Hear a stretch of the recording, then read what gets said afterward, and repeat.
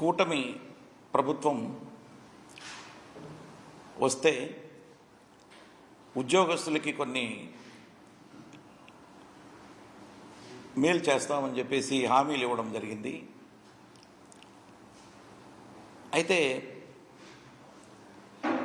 అప్పుడే ఏంటి 2 నెలలే కదా అయ్యింది అనేటువంటి మాట కూడా అనుకునేటువంటి అవకాశాలు ఉన్నాయి.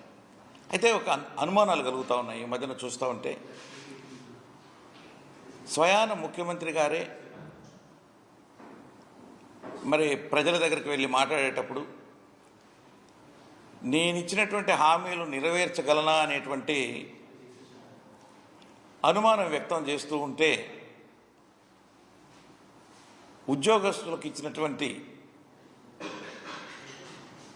ఆ యొక్క హామీలు నెరవేర్చగలుగుతాడా లేదా అనేటువంటి ఒక అనుమానం కలుగుతూ ఉంది అని చెప్పేసి కూడా నేను ఈ సందర్భంగా తెలియజేస్తా ఉన్నా.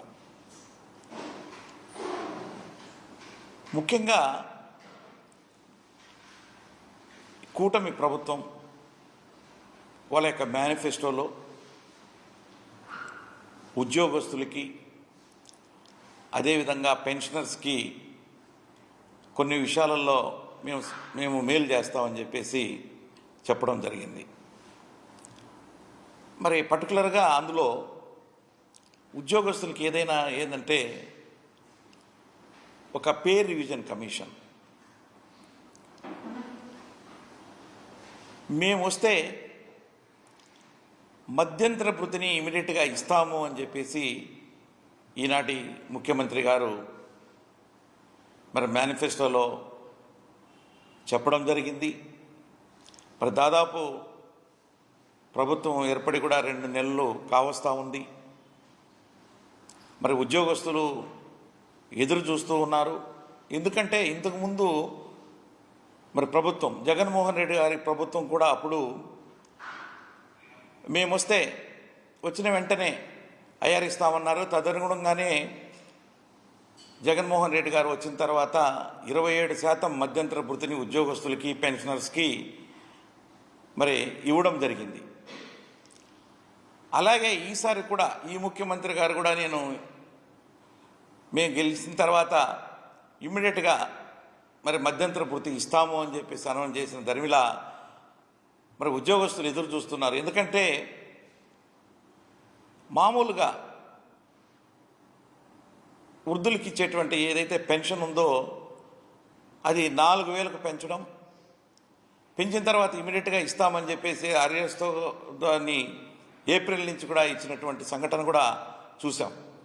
అయితే అదేవిధంగా మా పెన్షనర్స్ ఉద్యోగస్తుల్లో ఉండేటువంటి పెన్షనర్స్ కూడా ఎదురు చూస్తూ ఉన్నారు. ఎందుకంటే నేను ఎన్జిఓ సంఘానికి రాష్ట్ర అధ్యక్షుడిగా పనిచేశాను. అదేవిధంగా మరి ప్రభుత్వ సలహాదారులు ఉద్యోగ సంక్షేమంగా పనిచేశాను. ఈనాడు మరి అఖిల భారత రాష్ట్ర ప్రభుత్వ పెన్షనర్ల అసోసియేషన్కి కూడా వైస్ ప్రెసిడెంట్గా కొనసాగుతూ ఉన్నా. మా పెన్షనర్స్ అంతా అడుగుతూ ఉన్నారు, ఏంటంటే మనకి ఈ ఐఆర్ ఇస్తానన్నాడు కదా ఆయన వచ్చిన వెంటనే, మరి ఆ ప్రభుత్వం అప్పుడు ఇచ్చింది కదా ఇప్పుడు ఇవ్వట్లేదు అని చెప్పేసి కూడా అడుగుతూ ఉన్నారు. దాన్ని తక్షణమే మరి ఆ యొక్క మధ్యంతర భృతిని ఉద్యోగస్తులకి పెన్షనర్స్కి మరి ఇవ్వాలి అని చెప్పేసి కూడా నేను ఈ సందర్భంగా మరి ముఖ్యమంత్రి గారిని కూడా కోరుతున్నా. మరి అదేవిధంగా మరి ఈ యొక్క ఐఆర్తో పాటు రాష్ట్రంలో పనిచేస్తున్నటువంటి ఉద్యోగస్తులైతేనేంటి పెన్షనర్స్కి రావాల్సినటువంటి బకాయిలు చాలా ఉన్నాయి. మరి అవి మేము ప్రభుత్వం వచ్చిన తర్వాతనే అవన్నీ కూడా మీకు ఇమ్మీడియట్గా మేము ఇస్తాము అని చెప్పేసి కూడా చెప్పడం జరిగింది. దాంట్లో మెయిన్గా ఉద్యోగస్తులకు రావాల్సినటువంటి జీపీఎఫ్ అయితేనేంటి, ఏపీజీఎల్ అయితేనేంటి, ఎన్కాష్మెంట్ ఆఫ్ అర్న్డ్ లీవ్ అయితేనేంటి, పిఆర్సీ లాస్ట్ పిఆర్సీ అరియర్స్ అయితేనేంటి, మెడికల్ రియంబర్స్మెంట్ అయితేనేంటి, ఇవన్నీ కూడా ఉద్యోగస్తులకు రావాలి. రిటైర్ అయినటువంటి పెన్షనర్స్ కూడా మరి పెన్షనరీ బెనిఫిట్స్ కూడా మరి వాళ్ళకి రావాల్సినటువంటి అవసరం ఉంది. ఇవన్నీ కూడా మా ప్రభుత్వం వస్తే ఇస్తాము, ఇమీడియట్గా ఇస్తామని చెప్పారు. అవి కూడా ఇంతవరకు ఉద్యోగస్తులు ఎదురు చూస్తూ ఉన్నారు. అవి కూడా ఇమ్మీడియట్గా ఇవ్వాలి అని చెప్పేసి కూడా నేను ఈ సందర్భంగా కోరుతూ ఉన్నాను. ఇవన్నీ కూడా మేనిఫెస్టోలో చెప్పారు. మేనిఫెస్టోలో చెప్పారు కాబట్టి ఉద్యోగస్తులు అయితేనేంటి, పెన్షనర్స్ కూడా ఎదురు చూపులు చూస్తూ ఉన్నారు అని చెప్పేసి కూడా నేను ఈ సందర్భంగా తెలియజేస్తూ ఉన్నా. అదేవిధంగా మరి ఈ వాలంటీర్ వ్యవస్థ, మేము వస్తే వాలంటీర్స్కి 5,000 నుంచి 10,000కు చేస్తాం అని చెప్పి ప్రకటించడం,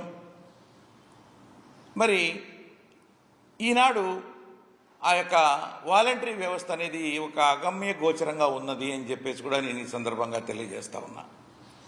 మరి దాదాపుగా వాళ్ళు 2,50,000 మంది దాకా ఉన్నటువంటి వాళ్ళు మరి రోడ్డున పడేటువంటి పరిస్థితి ఏర్పడుతూ ఉంది. వాళ్ళకి జీతాలు పెంచకపోగా ఉన్నటువంటి 5,000 కూడా ఇంతవరకు ఈ జూలై మాసం కానీ, అంటే జూన్ మాసానికి ఇచ్చేటువంటి ఆ శాలరీ ఏదైతే ఉందో జూలై 1వ తారీఖున కానీ ఆగస్టు 1వ తారీఖున కానీ 2 నెలలు కూడా వాళ్ళకి పే చేయలేదు.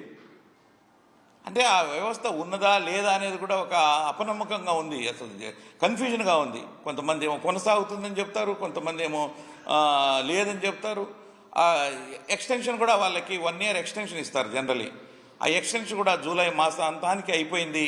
అంటే జూలై 1వ తారీఖు, ఆగస్టు 1వ తారీఖు నుంచి దాన్ని రెన్యువల్ చేయాల్సినటువంటి అవసరం కూడా మరి ఆ ప్రభుత్వం మీద ఉన్నది అని చెప్పేసి కూడా నేను ఈ సందర్భంగా తెలియజేస్తూ ఉన్నాను. అదేవిధంగా మరి ఈ మేనిఫెస్టోలో చెప్పినటువంటి విధంగా దాదాపు రాష్ట్రంలో ఉన్నటువంటి 3,80,000 మంది పెన్షనర్స్ ఉన్నారు.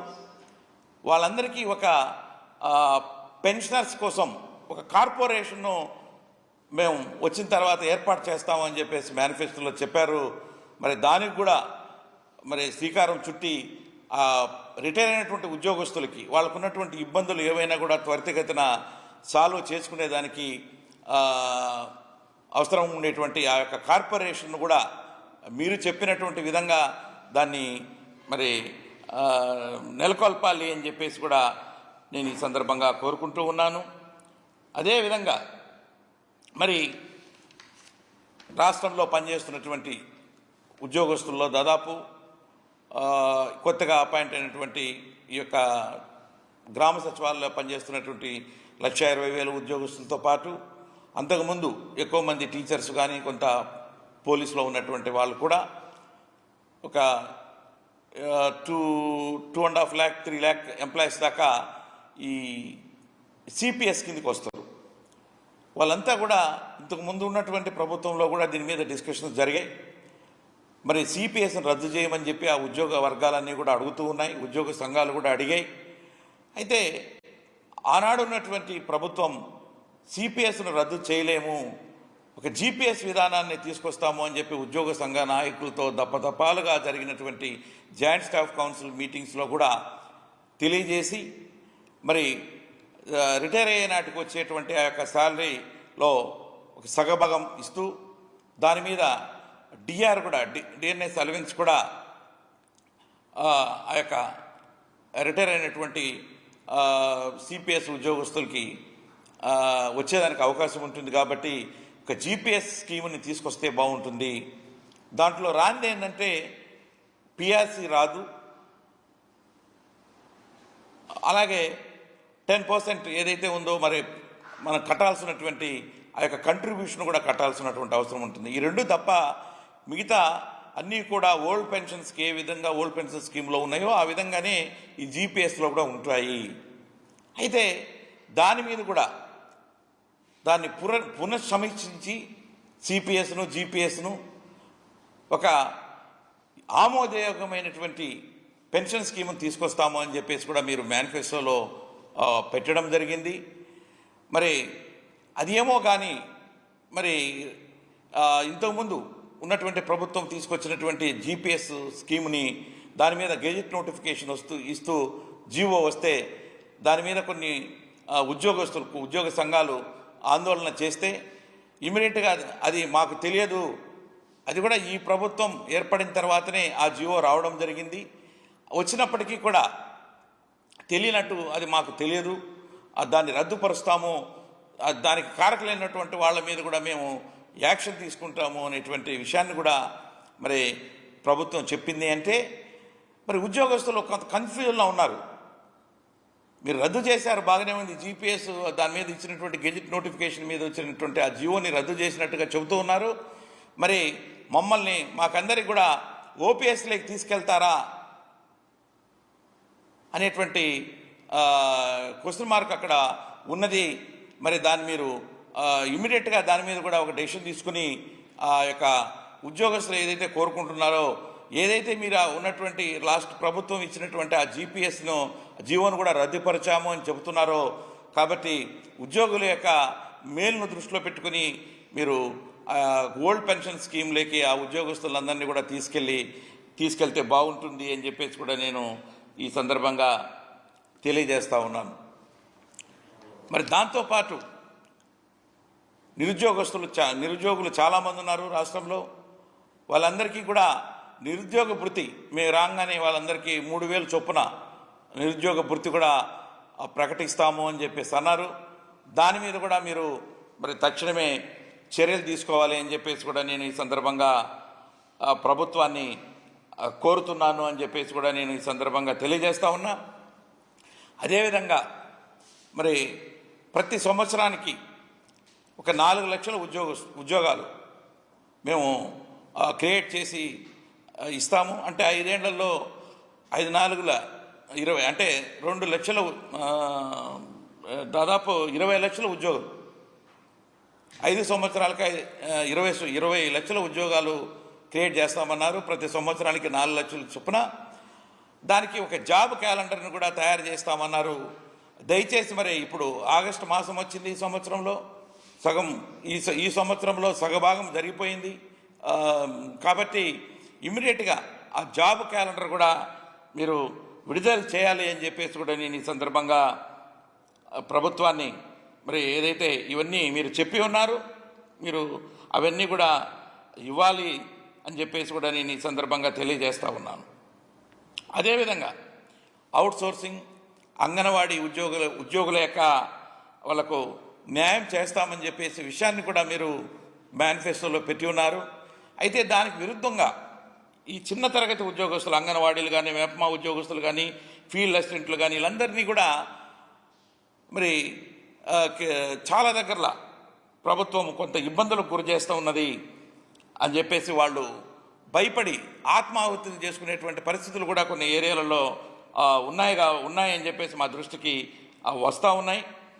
వాటిని ఇమ్మీడియట్గా ఆపి వాళ్ళందరికీ మేలు చేసే విధంగా మీరు మేలు చేస్తామన్నారు. వాళ్ళకి అవుట్సోర్సింగ్ అండ్ అంగన్వాడీ వర్కర్స్కి వీళ్ళందరికీ కూడా అవి మరి వాళ్ళకి ఉద్యోగ భద్రత కల్పిస్తూ మరి వాళ్ళ యొక్క శాలరీస్ కూడా ఏదైనా ఎన్హాన్స్ చేస్తారా, ఇవన్నీ కూడా చేస్తే బాగుంటుంది అని చెప్పేసి కూడా నేను ఈ సందర్భంగా మరి ప్రభుత్వాన్ని కోరుకుంటున్నా.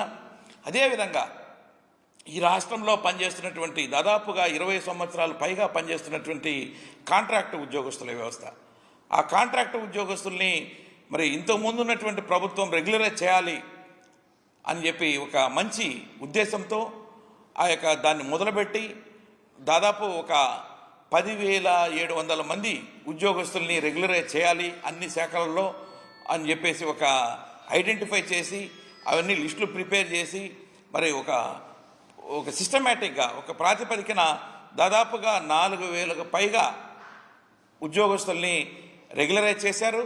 ఈ లోపల ఎన్నికల కోడ్ రావడం మూలాన మిగిలిన వాళ్ళను అంటే దాదాపు ఒక 7,000 మంది దాకా వాళ్ళ రెగ్యులరైజేషన్ కూడా ప్రక్రియ ఆగిపోయి ఉన్నాయి. ఒక వివిధ స్టేజ్లో వాళ్ళందరూ కూడా ఎలిజిబిలిటీ ఉండేవాళ్ళు.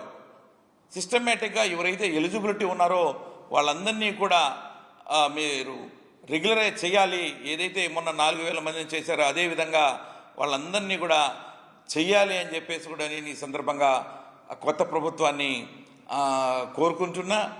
అయితే ఉద్యోగస్తులు అనేవాళ్ళు ఎక్కడైనా కూడా నేను ఇంతకుముందు కూడా చెప్పాను, మరి చాలా ప్రభుత్వాలు చూశాను. అందులో ఏ ప్రభుత్వం వచ్చినా కూడా ప్రభుత్వ ఉద్యోగే. అయితే మీరు వాళ్ళకి అనుకూలంగా చేశారు, వీళ్ళకి అనుకూలంగా చేశారు అన్ని వాళ్ళని నానా ఇబ్బందులు పెట్టడం, కొంతమందిని అనవసరంగా ట్రాన్స్ఫర్ చేయడం, కొంతమంది పోస్టింగ్ ఇవ్వకుండా పక్కన పెట్టడం కూడా జరుగుతూ ఉంది. అది మంచి పద్ధతి కాదు. ఉద్యోగి అనేటోడు పైన ఉద్యోగి గవర్నమెంట్ రూల్స్ ప్రకారంగా ఒక సిస్టమేటిక్గా ఉద్యోగికి కొన్ని నియమ నిబంధనలు ఉంటాయి. ఆ నియమ నిబంధనల ప్రకారంగా ఆ ఉద్యోగి పనిచేయాల్సినటువంటి అవసరం ఉంటుంది. ఆయా కార్యాలయాల్లో వాళ్ళు సిస్టమేటిక్గా ఆ రూల్స్ ప్రకారంగానే పనిచేస్తారు తప్ప మీరు అనుకున్నట్టుగా వేరే విధంగా ఏదో మరి వాళ్ళైతే చేసి ఉండరు. కాబట్టి మీరు ఆ దృక్పథంతో ఆలోచించి ఉద్యోగస్తులందరినీ కూడా వాళ్ళ యొక్క ఏదైతే ఉద్యోగ ధర్మం వాళ్ళ యొక్క చేయాల్సినటువంటి ఆ విధులను నిర్వర్తించేదానికి మీరు సహకరించి వాళ్ళందరినీ కూడా సిస్టమేటిక్గా దీంట్లో చూడాలి అని చెప్పేసి కూడా నేను ఈ సందర్భంగా తెలియజేస్తున్నా. అయితే మరి ఏ ప్రభుత్వంలో అయినా ఉద్యోగస్తులుగా అంటే మంచి చెడ్డ అనేది ఉంటుంది. ఉద్యోగస్తులకి మంచి చేస్తే ప్రభుత్వం మంచి అంటారు, లేకపోతే వ్యతిరేకంగా మాట్లాడుతూ ఉంటారు. అయితే మరి ఇంతకుముందు ఉన్నటువంటి ప్రభుత్వం కూడా చాలా మంచి విషయాలు చేసింది ఉద్యోగస్తులకి. ఎక్కడా లేనటువంటి విధంగా ఈ రాష్ట్రంలో మరి ఆర్టీసీని ప్రభుత్వంలో విలీనం చేయడం జరిగింది. అదేవిధంగా ఏ రాష్ట్రంలో కూడా లేదు. పదవీ విరమణ వయసు 60 సంవత్సరాల నుంచి 62 సంవత్సరాలకు పెంచినటువంటి సంఘటనలు కూడా ఇలాగా చాలా ఉన్నాయి. మహిళా ఉద్యోగులకి 2 నెలల నుంచి 6 నెలల వరకు చైల్డ్ కేర్ లీవ్ కూడా ఇవ్వడం జరిగింది. అదేవిధంగా వైద్య విధాన పరిషత్లో పనిచేస్తున్నటువంటి ఎంతో కాలం నుంచి వాళ్ళు 010కి నోచుకోకుండా అది గవర్నమెంట్ ఆర్గనైజేషన్ అయినప్పటికీ కూడా ఒక ప్రైవేట్ లాగా ట్రీట్ చేస్తుండే వాళ్ళు దాన్ని కూడా 01 శాలరీస్ కిందకి తీసుకొచ్చి ఒక ప్రభుత్వ సంస్థలాగా తీసుకొచ్చినటువంటి ఇది కూడా లాస్ట్ ప్రభుత్వానికి చేసింది. అలాగే కాంట్రాక్ట్ ఉద్యోగస్తులు రెగ్యులరైజ్ చేసే ప్రక్రియ మొదలెట్టి కొంత 4,000 పైగా వాళ్ళందరినీ కూడా రెగ్యులరైజ్ చేసింది. అదేవిధంగా మరి దాదాపు 17 మెడికల్ కాలేజీలు తీసుకురావడం, దాదాపు 2,40,000 మంది రెగ్యులర్గా ఉద్యోగస్తులను కూడా నింపడం, చాలా కొత్తగా ఏర్పడినటువంటి అన్ని జిల్లాలలో కూడా పాత జిల్లాలతో పాటు హెచ్ఆర్ఏ ఇవ్వడము, ఇలాంటి అన్నీ కూడా రెగ్యులర్గా జాయింట్ స్టాఫ్ కౌన్సిల్ మీటింగ్ పెట్టడము చేయడము ఇవన్నీ కూడా జరిపారు. ఏదేమైనప్పటికీ కూడా మరి ఇవన్నీ కూడా మీరు మేనిఫెస్టోలో పెట్టినవి. మరి మీరు అక్కడక్కడ మీటింగులలో కూడా హామీలలో ఇచ్చిన విధంగా మరి ఉద్యోగస్తులకి రావాల్సినటువంటి కూడా మీరు మరి త్వరగా ఎప్పుడు ఏదైనా కొత్త ప్రభుత్వం వస్తే మాకు కూడా ఉద్యోగస్తులకు కూడా ఏదన్నా చేస్తుంది అనేటువంటి ఆశతో ఉద్యోగస్తులు ఎదురు చూస్తున్నారు. మరి ఏదైతే ఇంతకుముందు లాస్ట్ ఉన్నటువంటి గవర్నమెంటు 27% మధ్యంతర భృతిని ప్రకటించారు ఉద్యోగస్తులకి పెండింగ్ పిఆర్సీ. అదేవిధంగా దానికి తగ్గకుండా 27%కి తగ్గకుండా మరి మధ్యంతర భృతిని కూడా ఈ రోజున ఉద్యోగస్తులకి మీరు ప్రకటిస్తారని చెప్పేసి ఆశిస్తూ మరి ఇవన్నీ కూడా న్యాయంగా రావాల్సినటువంటి కోరికలు ఏవైతే ఉన్నాయో ఉద్యోగస్తులకి పెన్షనర్స్కి ఇవన్నీ కూడా మరి త్వరగా మరి సాల్వ్ చేయాలని చెప్పేసి కూడా నేను ఈ ప్రభుత్వానికి తెలియజేస్తా ఉన్నాను.